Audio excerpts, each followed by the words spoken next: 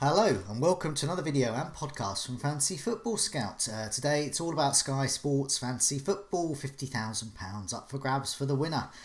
We have 2 more weeks worth of fixtures. They're drip feeding us the fixtures. We used to about 10 weeks or so, at least 2 or 3 months in a row, but now we've got a couple of weeks. So very tough for us Sky managers. But there's plenty of captaincy days over Christmas, allegedly going to come. So we'll get prepared for that.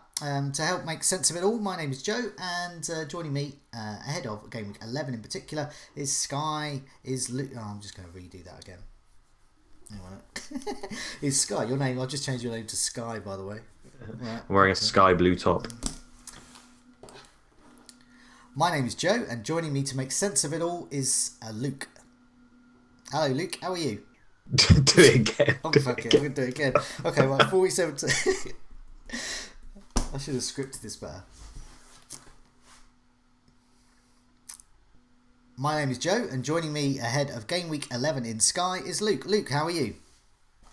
Okay, Joe. I think I've kind of blanked out the last 2 weeks from my mind because every time I logged into either my Sky or my FPL team, like many, just greeted by a sea of orange and red and unknown information and still games to be played. And I kind of just decided I'm going to forget all that. And now we're going to go back and engage from this moment when the press conferences are going on as we're recording, I believe. So news will continue to drip through.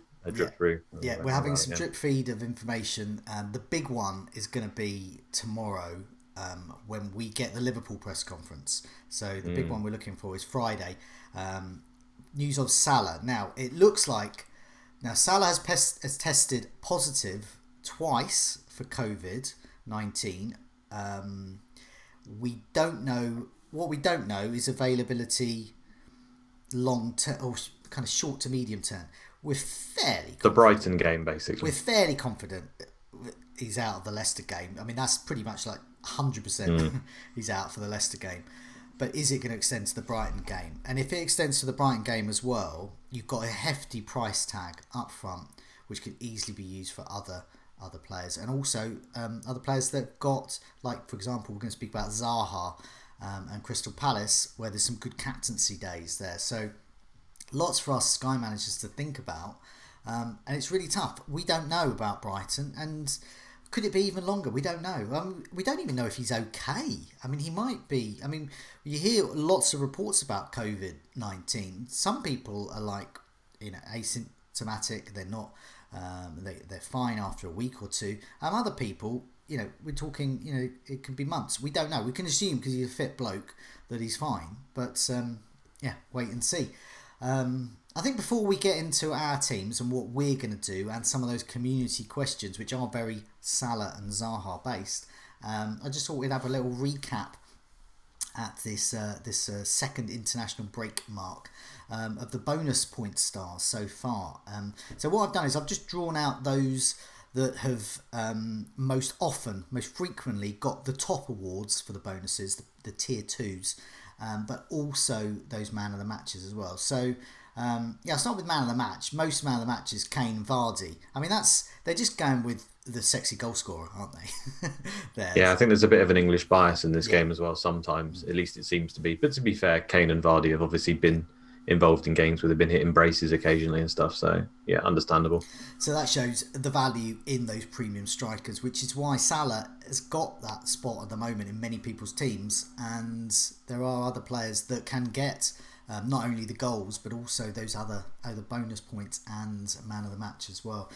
Passing tier 2, Thiago Silva, who's a bit of a passing legend, and Tom Kearney from Fulham. They've got passing tier 2 5 times. But it's some of these other players I'm particularly more interested in. Keane at Everton, Gabriel, Diaz, Rodri. They've all got passing tier 4 times, passing tier 2 4 times, if that makes sense.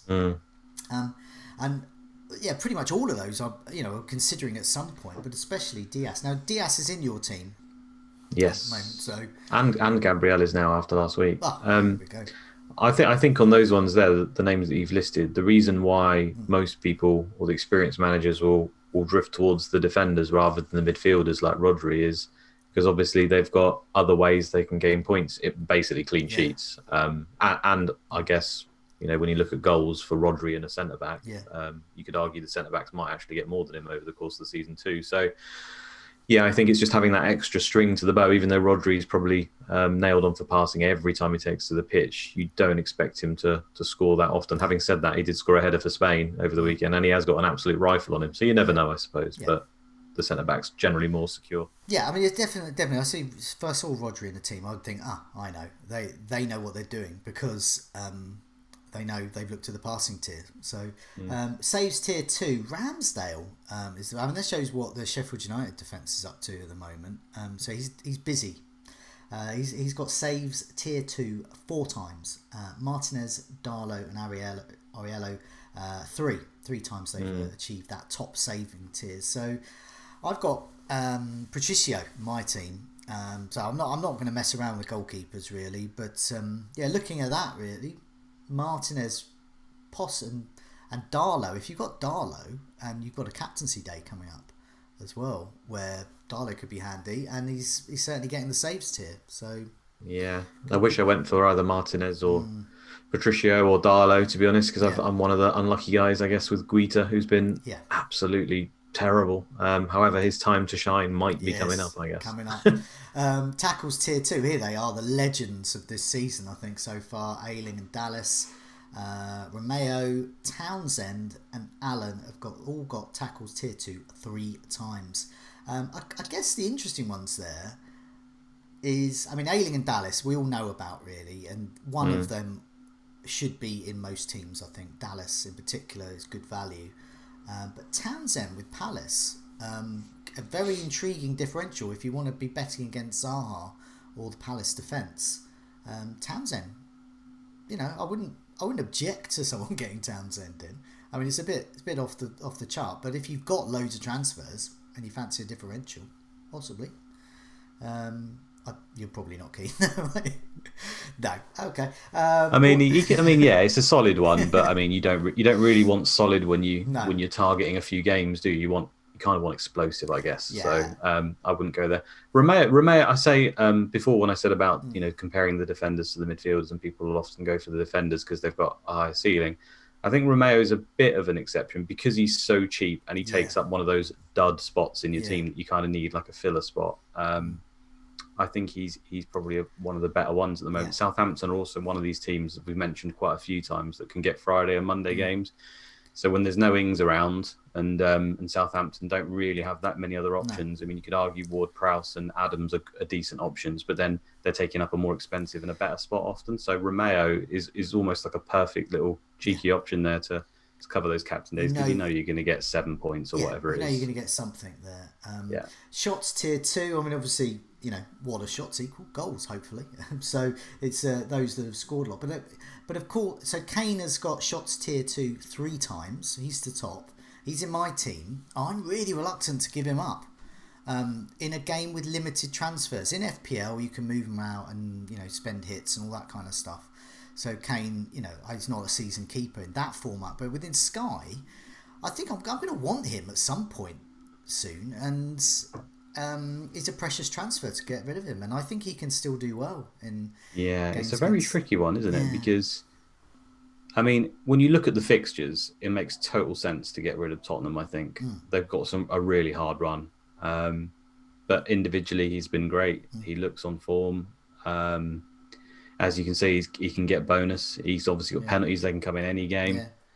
But it's more so for me the fact that because we've got so many unknowns and so many other injuries to deal with, using and obviously there's a fear now that we might blast through these swaps pretty quickly. And we don't know. Obviously, there could be more carnage to come. It doesn't look like slowing up anytime.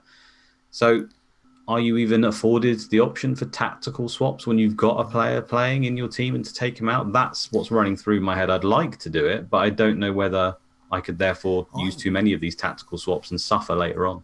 What I don't know is the Premier League have hinted that they're going to be unleashing the December and January fixtures soon.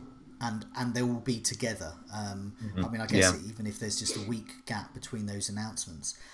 And before I get rid of a player like Kane, if I think I want to if I got rid of him, it would be very tactical, as in, not just 3-for-1s and stuff, because it's more looking at those fixtures, the game days, and Vardy stands out, doesn't he? Vardy currently stands out as a good swap there. But let's have a look at some of those shots tier 2. Those who've got it twice, Salah and Mane. Now Salah particularly good. It's good to see Mane there, because in one of the moves I'll discuss a bit later, removing Salah would mean getting Mane in down the line, because I couldn't afford to go back to Salah, but I could with Mane. And it's good to see Mane getting that top tier of shots, because we know that he can score and assist as Salah can. But if he's getting that as well, DCL, great fixtures coming up. Fernandes, we know what he can do, just points everywhere.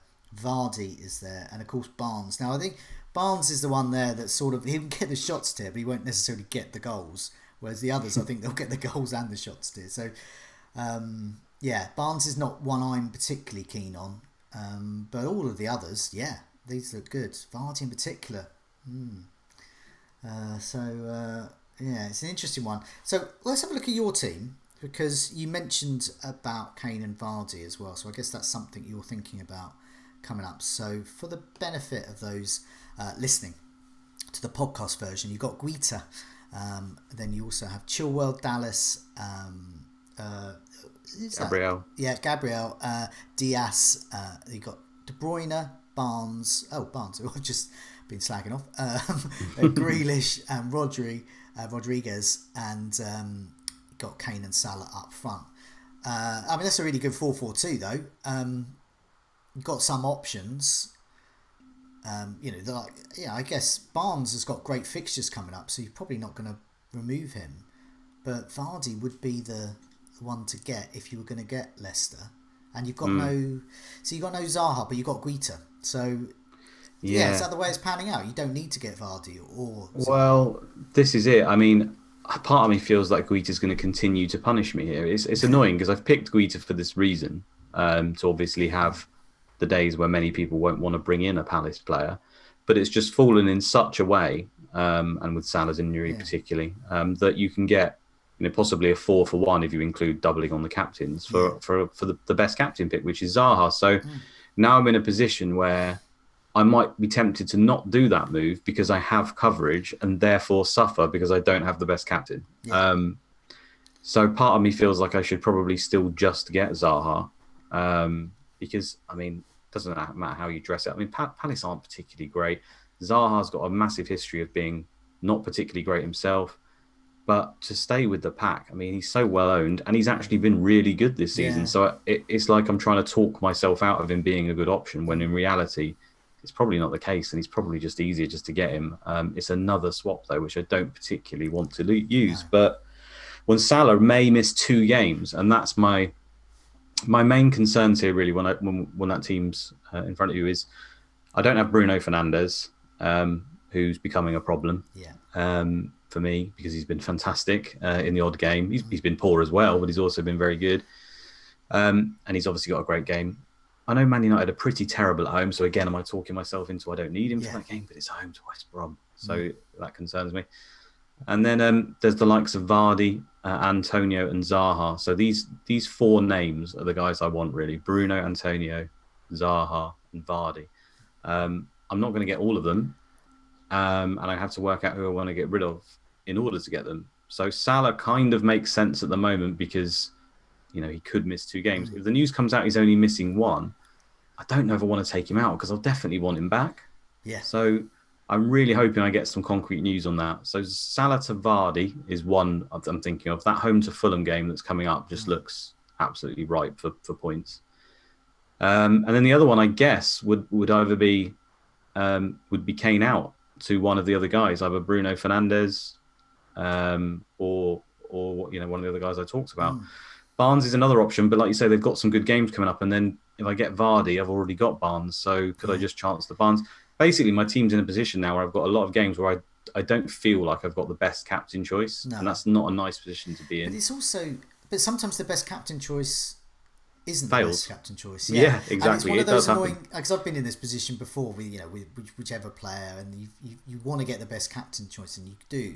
And then as a result, you don't captain your other player, and then they score more, and it's so. Oh yeah, been there lots of And times. so that transfer loses you points, and that's the most annoying thing, where a transfer loses points. 100%, yeah, and definitely that's the case for me. Quite a few times it's happened. So yeah, this part of the luck of the draw, isn't it? And at the end of the day, I'll be guided very much on that Salah news. There is a chance that I don't get any of these guys in, and I just stick where I am, because I have used 7 subs, so I've got 33 out of 40 left. If I use 1 or 2 more, obviously that will put me down to 32, 31. And the rate that players are dropping and the carnage that's going on, that's a concern for me. So I would rather stay closer to 33. However, when the opportunities present themselves, sometimes you just have to take it. I mean, transfers in the bank is the same as, having 5 million in the bank and not living your life. At the end of the day, you have to use them sometimes. And I think Zaha presents you with an opportunity that is probably too good to turn down, unfortunately. Yeah, I mean, well, I'll put my team up now, because it's a sort of similar issue but different players at stake. So I've got a 3-4-3 at the moment. I've got Patricio, Zuma, Dallas and White, so quite a cheap back line, and as a result I've spent a bit up front. I've got De Bruyne, Grealish, Fernandes and Bowen, who is my Antonio placeholder because I wasn't sure how long he was going to be out for. And then I've got Kane, Calvert-Lewin and Salah. You can tell this is a couple of days old, this picture, because I haven't sorted my captains out, and Salah's got an orange flag. He's now got a red flag. So it looks like he's pretty much out as far as we know. I'm in a good position, but also, like all, fantasy managers, we're always in a tricky position every week with decisions. So I've got 36 transfers left. I'm in the top 5k, so I'm exactly where I want to be. I'm exactly where I want to be in transfer wise. But Salah not playing for a week, maybe 2 weeks, is an issue when I have that level of transfers left and other players out there. So the sensible move to me would be Salah to Zaha, captain Zaha. I'll get 2 captaincies out of Zaha. Salah's not even playing. Zaha plays on the Monday after Salah won't be playing against Leicester. So and then I've got the option of moving back to Salah straight away, or doing something else. I don't know, whichever the way the injuries or transfers or the further fixtures transpire. Yeah. On that note, I'm just going to drop in, by the way. If people don't follow him already, at Plan It, so it's 2 separate words, not a planet. Plan It Sky is a chap called Ian, I think, and he's done a little fixture prediction spreadsheet, and he's been very, very good so far at predicting which games will come on Fridays and Mondays in the future. So just on that note about Zaha, there is a chance again that Zaha could play Friday the 4th of December before all the other players. Okay. Because it could be one of the games that's picked, which would be Palace versus West Brom. Yeah. So if you imagine that happens as well, and Salah misses that game versus Brighton, you've suddenly got a Friday captain before Liverpool play again as well. So you could be looking at a ridiculous amount of games. 6 for 1, is that? Yeah, 6 potentially. 6 for none. Okay. If you're counting the captains as double, obviously it's 3 games to 0. But it's just a chance. It's not confirmed. That's Palace have effectively had half a double game week in FPL terms. I know, and then it just sounds so good, doesn't it? And then you just know Zaha will just blank or get a red card. Get 2 points, get minus. Yeah. But just on sheer volume alone, Yeah. it makes sense, right? Yeah. It could quite easily not be the game, because there are 3 other ones that could be picked for that day, and Palace have had a few Fridays, maybe, unless I've made that up. It feels like they have, so we'll see. My other option is Bowen and Salah out. After Bowen plays, move him to Zaha, move Salah to Vardy, and then Zaha's still part of that, but it's getting Vardy in as well. So Vardy gives me some captaincy options coming up. But then I'm not sure about that one. I think it's slightly too ambitious for me because Bowen is a sort of Antonio placeholder. I always know that I can get Antonio with Bowen there. Also with Salah out, and with that move in mind, I would probably be looking to get Diaz in. So that's the good bit. But the bad bit is I wouldn't be able to go back to Salah, and I would go back to Mane. So which goes back to those shots tiers, that may actually end up being a good thing, because we've seen Mane outscore Salah quite a few times in the past, especially with good fixtures. So I'm not sure about that. And yeah, there is the other option of Kane to Vardy. So I could do that. Salah and Kane out, Zaha and Vardy in, which will probably be quite lucrative as well. So that's just something to ponder on. I'm not going to make a decision until probably Saturday morning on that one. No, I do like I mean, you've got 3 extra transfers than me, and I think quite a lot of people are more near my area than yours. So I feel like if I was in your position, I would look to use 2 or 3. That's not just to bring you down to my level. Yeah, I think that it's perfect to do so. Yeah, no, I think so, because I've actually got more transfers than I thought I would have at this stage. Yeah, having 36 transfers left, I thought I would probably have about 32, 2 or 3. So I've been fairly fortunate with injuries up till now, so that's probably the reason I haven't used so many. And also post overhaul, I just went with the bleeding obvious, really. Grealish, Fernandes, De Bruyne, Kane, all these. I've used my transfers to either get them in or got them on the overhaul, and just not mess around with them really. So yeah, I mean I'm tempted with that. I think Vardy is too good to turn down at the moment with these 3 good fixtures coming up. But yeah, lots to think about, and so keep an ear out. I know Neil will be doing the team news for Fantasy Football Scout on Friday, so doing that show with Andy. Do watch that, and that'll give us some idea. I don't think I actually need to make a decision until Sunday though, with my moves, so I've got even more time, which actually makes it worse in a way. I wish I could just do it now and just be done with it, but anyway. That's me, and I'm sure other people in similar situations to you and I. They got players they want, they got players they don't want. They got Salah.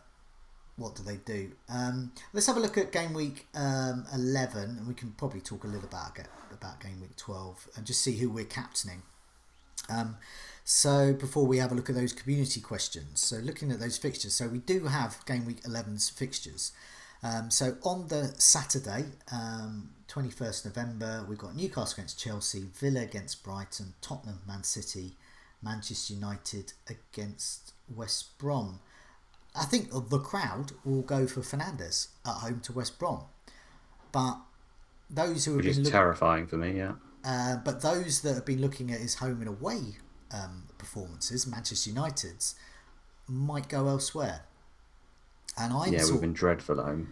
And I'm sort of in that camp, because I've got Grealish against Brighton, and a lot of people have got Grealish, and I think that Grealish might be my team best captaincy option that day. Man of the all he has to do is touch the ball. Surely he'll get man of the match. He's just absolutely the flavour of the month, and those players tend to do well in man of the match as well. But I don't know. Yeah, for you've got Kane against City.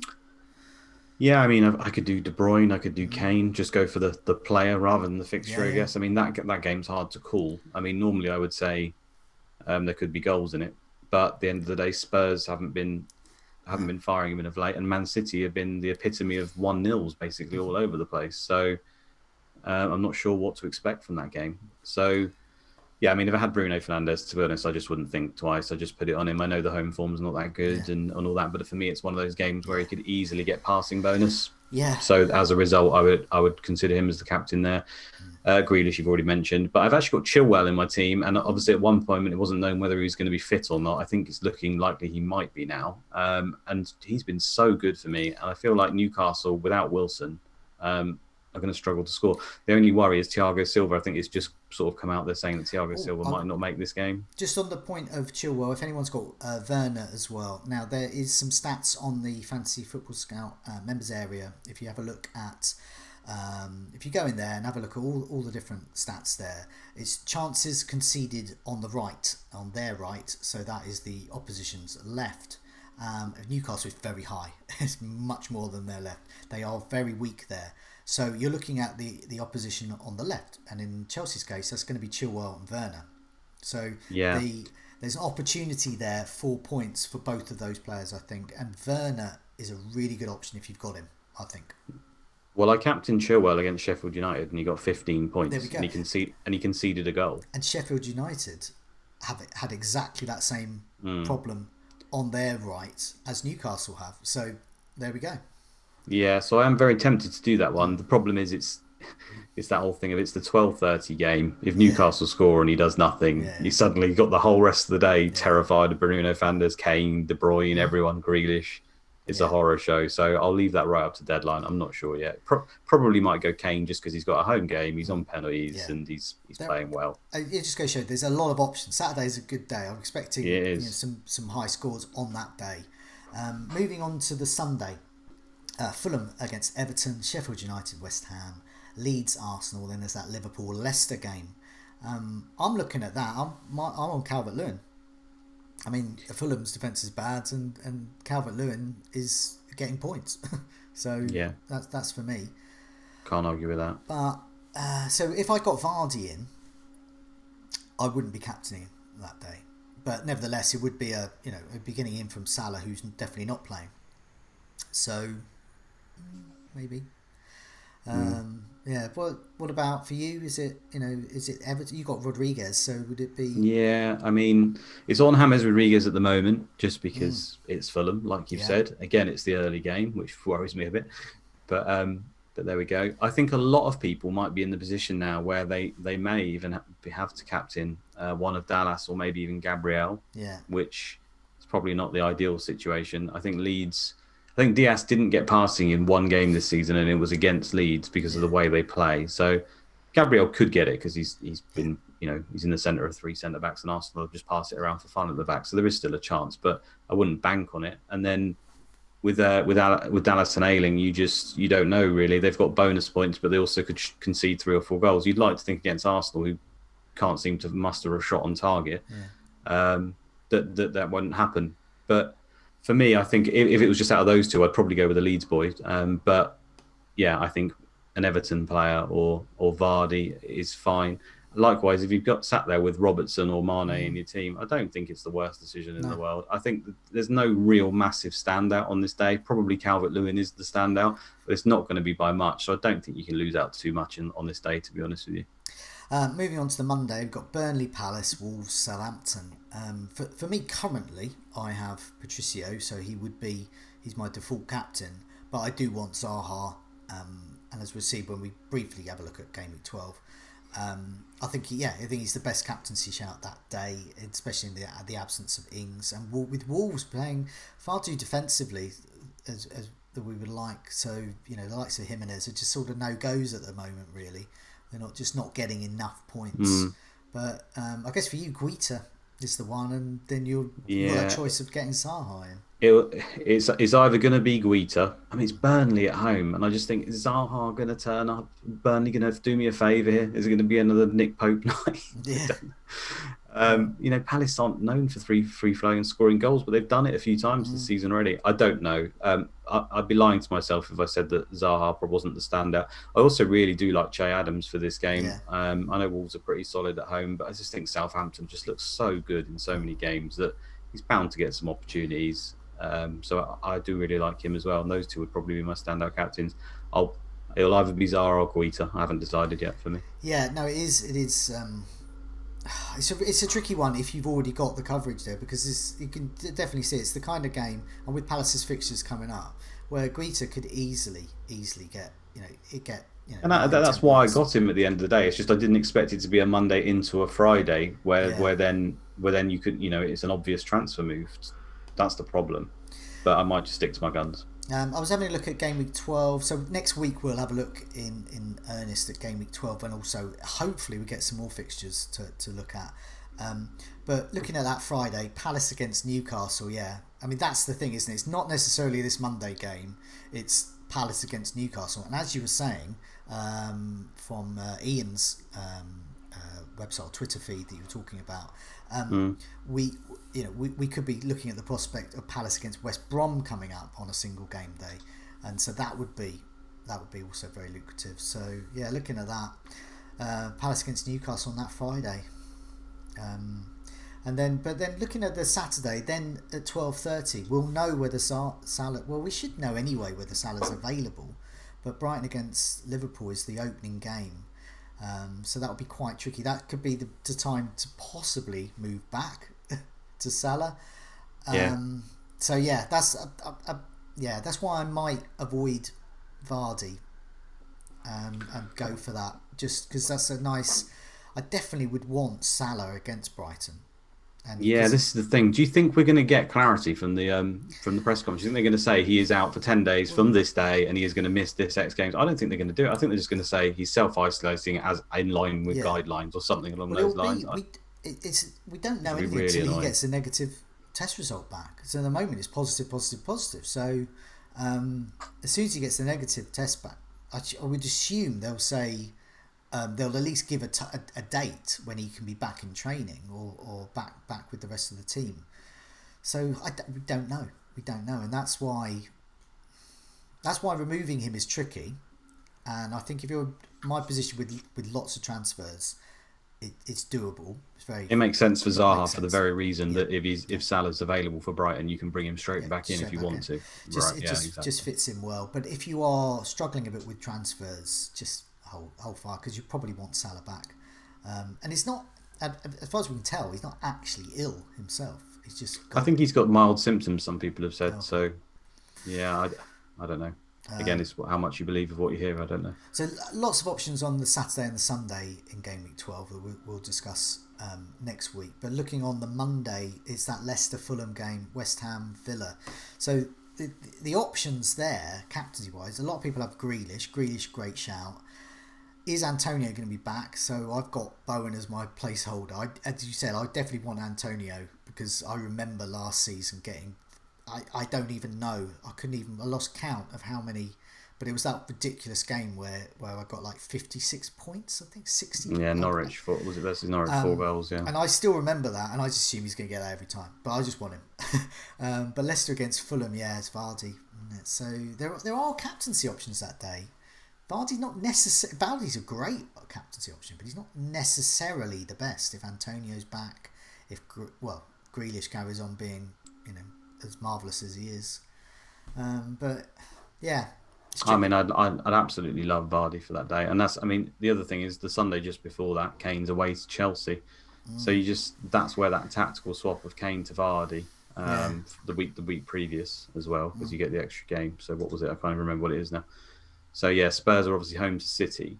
And then you can take him straight out for Vardy, who will then play against Liverpool. Not the best game, but obviously they've got a lot of injuries. Leicester have been known in the past to be these giant killers who can counter pretty well. So, I would never turn down Vardy in a game like that. And then obviously you've got this great home game against Fulham where Kane plays away to Chelsea the day before. So it's looking very enticing. And Spurs' run continues. Like I said, the fixtures, if you just look at them in general and forget individual days, are not brilliant. Then they're home to Arsenal. I mean, the way Arsenal are playing at the moment, it's just going to be very defensive. Maybe what I should do, the sensible play for me is keep Bowen, who's sort of my weak link at the moment, but he is my flexible friend with Antonio, and just do Kane and Salah for Zaha and Vardy, and then that's pretty much the moves I'm lining up. Either that or Bruno instead of one of those. Yeah, and then just whenever fixtures get better, and move back to both of them. I suppose the only thing as well, and I've mentioned about using swaps, is obviously a bit nerve wracking, but also when you use a swap and then you get some more information, or another player gets injured, or one of the people you bought in, you're then down on the deal already. So it's stuff like, for me, I've got Guita. Let's say I bring Zaha in. I've now used a swap, and then Zaha could quite easily pick up an injury. He could get COVID. Anything could happen. And then I've wasted that swap. We saw it with Danny Ings. I know there's not too many examples of this, and you can't live your life in this way, but the nature of the beast at the moment is that's always a possibility. So I guess what I'm trying to say is, if you're unsure whether to do a move, and you have got a viable alternative, quite often saving is usually the better option. Yeah, and also just sort of having an injury plan. So say, for example, you get Zaha in. So I'll be getting Zaha in, and he's not a player I want particularly long term. I'm talking months. So I've got to think, who else would I get? And I think, 8.9, there are a lot of midfield options to replace him, and also in defence. Now, you already have Diaz at 9.1. I don't.